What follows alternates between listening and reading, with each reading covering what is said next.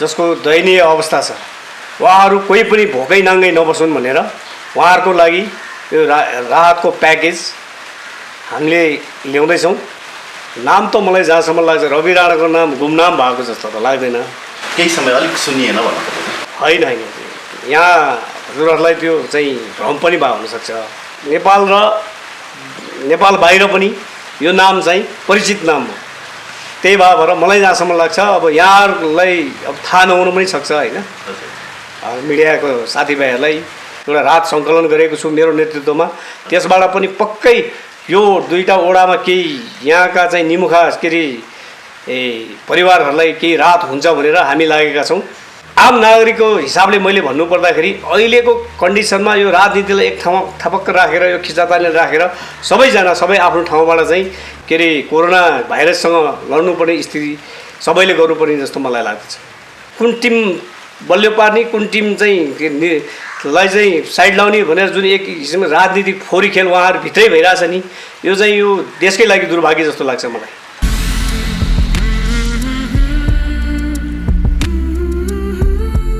दर्शकवृन्दहरू नमस्कार। आज कोभिड-19 को विश्वव्यापी महामारीका कारण हुँदा खाने वर्ग मात्र होइन, हुने खाने वर्ग समेत बिस्तारै समस्यामा पर्दै गएका छन्। यति बेला थुप्रै समाजसेवी नेता कार्यकर्ताहरू सेल्फ क्वारेन्टाइनमा बसेका छन् भने केही राजनीतिक व्यक्तित्वहरू अहिले राजनीतिक खिचातानीमै व्यस्त पनि छन्।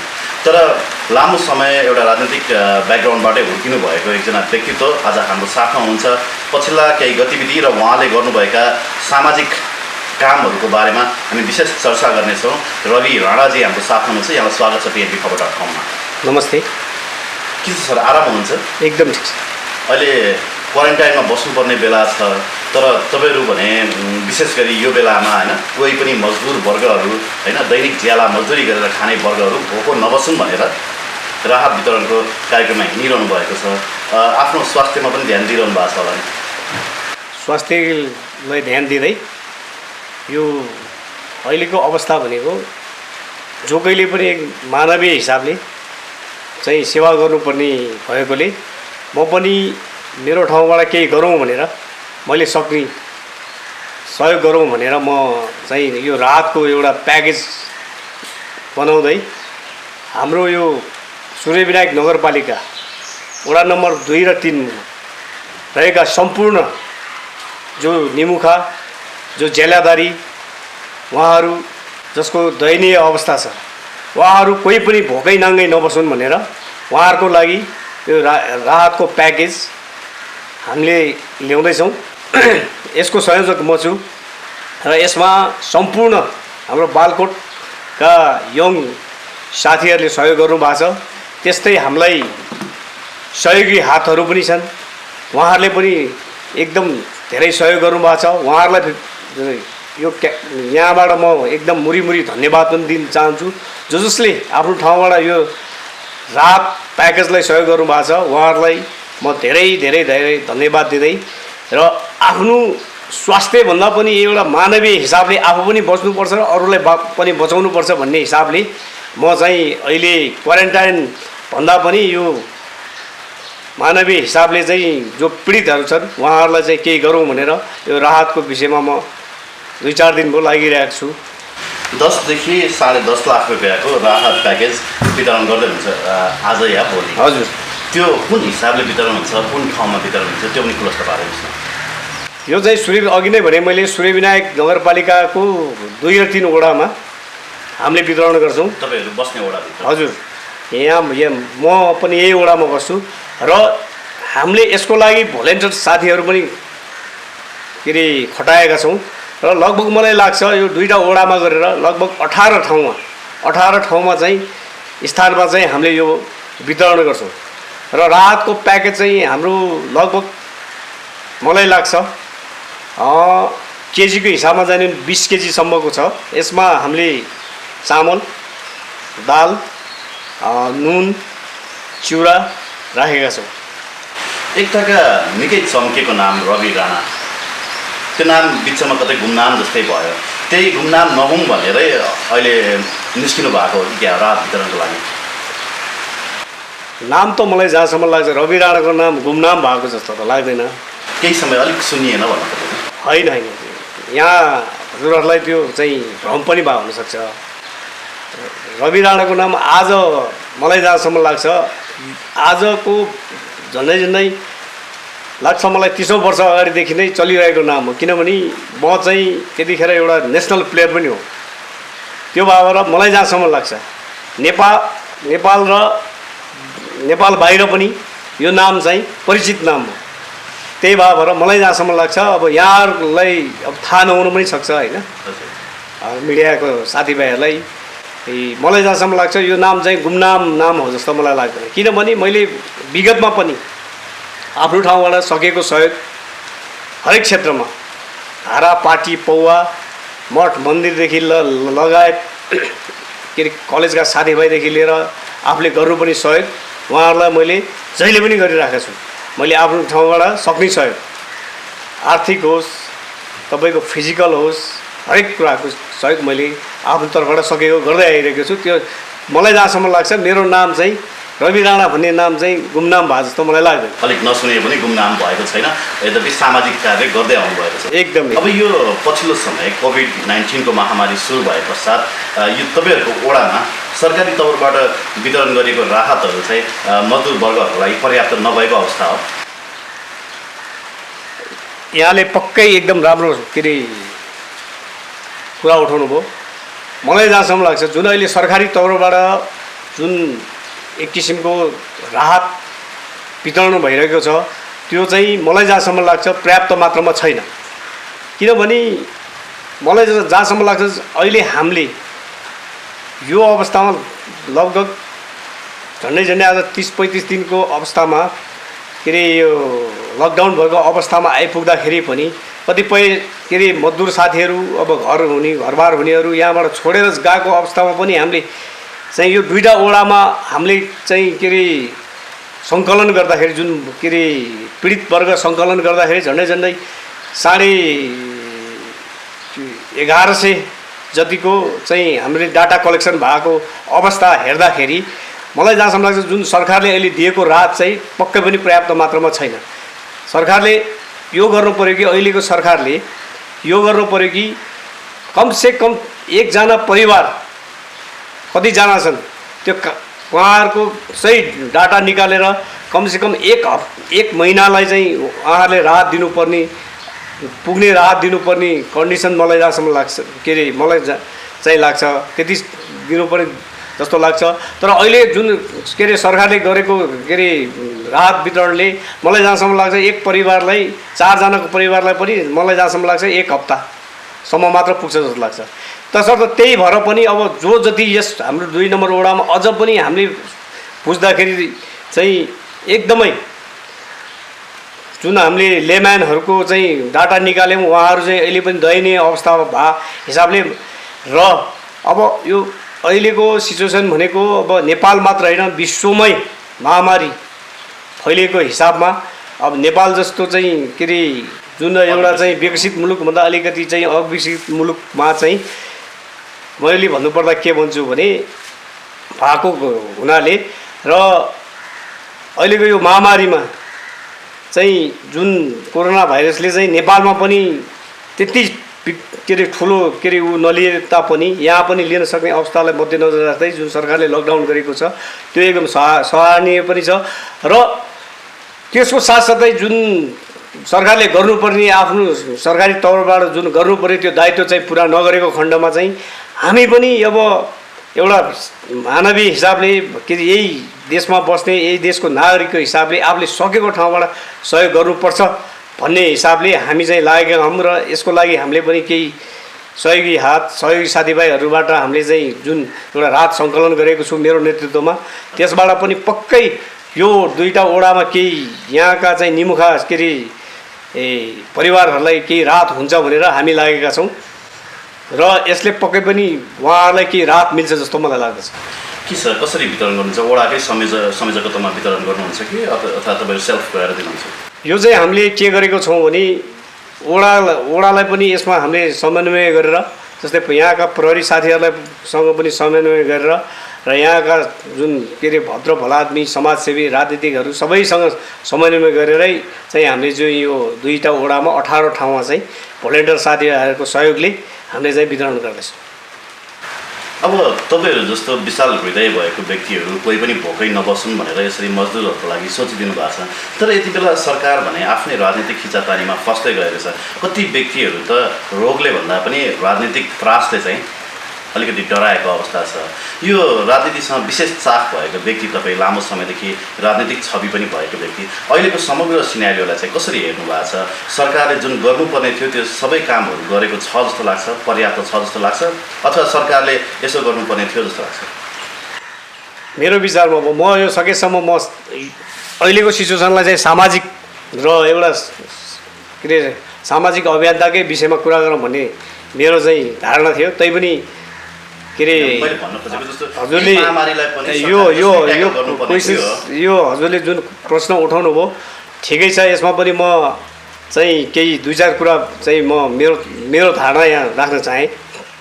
मलाई जहाँसम्म लाग्छ तपाईँको अहिले जुन यो सरकारको 2/3 सरकारको चाहिँ कुरा आयो, अहिले 2/3 सरकार मात्र होइन, सम्पूर्ण सामाजिक अभियन्तादेखि लिएर राजनीतिक पार्टीहरूदेखि लिएर सम्पूर्ण जो जति देशका नागरिक छन् यतिखेर यो महामारीसँग लड्नुपर्ने जस्तो मलाई लाग्दछ। र त्यसरी लड्दाखेरि मलाई जहाँसम्म लाग्छ अवश्य पनि जित पनि हुन्थ्यो जस्तो लाग्छ। तर अहिले 2/3 सरकारको यतिखेरको स्थिति मैले हेर्दाखेरि जुन यो राजनीतिक खिचातानी आदि इत्यादि भइरहेछ, यो मलाई एकदम बिल्कुलै मन परेको छैन। यसो भन्दै मैले फेरि यो के अरे सरकारको विरोध गर्न चाहेको होइन, तर आम नागरिकको हिसाबले मैले भन्नुपर्दाखेरि अहिलेको कन्डिसनमा यो राजनीतिलाई एक ठाउँमा थपक्क राखेर यो खिचातानी राखेर सबै आफ्नो ठाउँबाट चाहिँ के अरे कोरोना भाइरससँग लड्नुपर्ने स्थिति सबैले गर्नुपर्ने जस्तो मलाई लाग्दछ। तर अहिले त फेरि प्रधानमन्त्री नै फेरबदलका होइन खेलहरू पनि भइरहेका छन्। यसले गर्दा आम जनतामा चाहिँ कस्तो खालको मनोविज्ञान क्रिएट होला होइन? जनताहरूको त्रसित भएको अवस्था छ, जनताहरूको मनोविज्ञान चाहिँ बुझ्नु भएको छ कि छैन यो राजनीतिक खिचातानीका कारण? यो राजनीतिक खिचातानीको कारणले आम नागरिकमा चाहिँ अहिले यस्तो एक किसिमको भयाभाव जुन हामीले चाहिँ आँखाले नदेख्ने एउटा के अरे तपाईँको जीव भनौँ या अब अर्थ जीव भनौँ, माइन्ड मेकर भनौँ अथवा अर्थ के अरे प्रडक्ट भनौँ, यस्तो जीवको जुन एउटा भयावह त छँदै छ नेपालको सिचुएसनमा म भन्दैछु होइन। र यहाँको अहिलेको राजनीतिको चाहिँ तपाईँको जुन 2/3 सरकारको जुन यो के अरे आफ्नो सरकार हुँदाखेरिको आफ्नो बलियो हुँदाखेरिको हरेक कुरा अहिले सरकारले जुन पनि गर्न सक्ने कन्डिसन थियो नि त यो के अरे कोरोनाको भाइरसको विरुद्धमा, सरकार त्यतातिर ध्यान नदिकन अब सरकार चाहिँ कतातिर लागिरहेछ भने अब आफ्नो टिम कसरी बलियो बनाउने, फेरि उहाँहरूकै सरकार छ बन्ने, उहाँहरूकै के अरे सरकार हुन्, प्रधानमन्त्री जो गए पनि उहाँहरू नै बन्ने हुन् नि होइन। 2/3 सरकारको प्रधानमन्त्री हुनुहुन्छ र विपक्षीहरूले त 4 पनि बन्न सक्नुहुन्न। अचम्म चाहिँ के लागिरहेछ भने यस्तो बेलामा पनि नेकपा जुन अहिलेको जुन सरकार छ नि, यो सरकार चाहिँ आफू नै आफ्नो टिम कुन टिम बलियो पार्ने कुन टिम चाहिँ लाई चाहिँ साइड लाउने भनेर जुन एक किसिमको राजनीतिक फोरी खेल उहाँहरू भित्रै भइरहेछ नि, यो चाहिँ यो देशकै लागि दुर्भाग्य जस्तो लाग्छ मलाई। सायद अहिले मेरो विचारमा चाहिँ यो हुन्थेन, उहाँहरूले अरू राजनीतिक पार्टीहरूलाई पनि समेटेर जुन यो के अरे भयाभाव स्थितिलाई जसरी हुन्छ चाहिँ एउटा अभियसली म ठ्याक्कै यहाँनिर एउटा प्रश्न जोड्न चाहेँ। यति बेला तपाईँहरू पनि आफ्नो स्तरबाट जसरी गर्न सकिन्छ यो समाजलाई योगदान तपाईँहरू लागिरहनु भएको छ होइन? यति बेला यो दल त्यो दल भन्दा पनि एउटा सर्वदलीय संयन्त्र बनाएर जानुपर्छ भनेर जसरी प्रचण्डले आग्रह गर्नुभएको थियो होइन, त्यो आग्रहलाई चाहिँ प्रधानमन्त्रीले ठाडै अस्वीकार गर्नुभयो होइन। यो भनेको राष्ट्रिय सहमति होइन, यो राष्ट्रिय विपदको बेलामा राष्ट्रिय सहमति जुट्नु पर्थ्यो भन्ने जुन प्रचण्डको आग्रह थियो त्यसलाई स्वीकार्य थियो कि थिएन तपाईँहरूको हिसाबमा? मलाई जहाँसम्म लाग्छ जुन अहिले नेकपाका के अरे अध्यक्ष 2 नम्बरका अध्यक्ष प्रचण्डले जुन एउटा यो के अरे अहिले यो महामारीको विरुद्ध सर्वदलीय सरकार गठन गरेर मिलेर यसलाई जसरी पनि समाधान गर्नुपर्छ भनेर उहाँले भन्नुभएको छ। यो कुरा चाहिँ मेरो व्यक्तिगत धारणामा चाहिँ एकदम राम्रो कुरा जस्तो मलाई लाग्दछ। र जानु अहिलेको सरकारले गर्नुपर्ने नै त्यही थियो। यो गर्दाखेरि सरकारलाई पनि आफ्नो अलिकति भए पनि तपाईँको के हुन्थ्यो भने अरूसँग सहकार्य गरेर गर्दाखेरि उहाँहरूलाई पनि जुन किसिमको लोड छ नि, जुन यो भयाभावलाई कसरी उ गर्ने भने त्यो उहाँहरूलाई पनि अलिकति रिलिफ हुन्थ्यो। र अरू पार्टीका साथीहरूले पनि यसमा के अरे सँगै बसेर सहकार्य गरेर काम गर्न पाउँदाखेरि उहाँहरूलाई पनि आफूलाई केही राम्रो महसुस हुन्थ्यो जस्तो मलाई लाग्छ। अब ठिक छ, मैले अघि पनि अलिकति कोट्याएँ थोरै होइन, लामो समयदेखि राजनीतिमा चाख भएको व्यक्ति भनेर। भोलिका दिनमा आम नेपाली दर्शकहरू, आम नेपाली जनता एबाबी राणालाई राजनीतिमा देख्न सक्छन् कि सक्दैन? नेपाली राजनीतिमा म पनि एउटा राजनीति प्राणी भए हिसाबले भोलिका दिनमा पनि अझ अहिलेको भन्दा भोलिका दिनमा बेसी चाहिँ आम नागरिकले उहाँहरूले मलाई देख्न पाउनुहुन्छ भन्ने मलाई विश्वास लागेको छ। र यसको लागि मैले गर्नुपर्ने कुराहरू मेरो आफ्नो ठाउँबाट, राजनीतिक ठाउँबाट होस्, सामाजिक ठाउँबाट होस्, यो देशको नागरिकलाई मैले गर्नुपर्ने मेरो कर्तव्य वहन चाहिँ म गर्नेछु। तसर्थ उहाँहरूले अहिलेको भन्दा पनि अझ देख्न पाउनुहुन्छ जस्तो मलाई लाग्छ। अब हुन त यो प्रश्न तपाईँलाई सोध्नको लागि असान्दर्भिक होला।